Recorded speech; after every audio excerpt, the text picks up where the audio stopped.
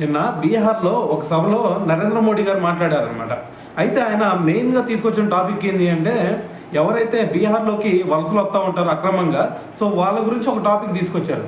So దాంట్లో భాగంగా మోడీ గారు అంటుంది ఏంటి అంటే, మరి విపక్ష పార్టీలు ఎవరైతే ఉంటారో అటువైపు ఆర్జేడీ కానీ లేదు అంటే కాంగ్రెస్ కానీ, సో వీళ్ళందరూ కూడా ఒకటి గుర్తుపెట్టుకోరా, మీరు కనుక ఈ విధంగా అక్రమంగా వలసదారులు ఎవరైతే ఉంటారో వాళ్ళకి కనుక సపోర్ట్ చేశారు అంటే ఇటువైపు బీహార్ ప్రజలు, అదేవిధంగా దేశ ప్రజలు వీళ్ళందరూ కూడా మీకు సరిగ్గా బుద్ధి చెప్తారు, ఇది ఒకటి గుర్తుపెట్టుకోండి అని చెప్పేసి ఒక వార్నింగ్ ఇచ్చారు.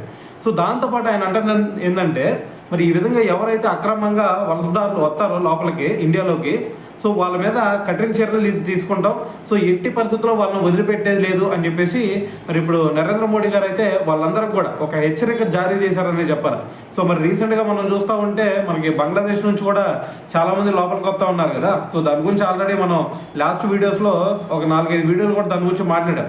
సో ఒకసారి వెళ్ళి చూడకపోతే సో ఆ వీడియోలు కూడా ఒకసారి చూడండి. సో దాని గురించి ఒక క్లారిటీ అయితే మీకు వచ్చేసింది.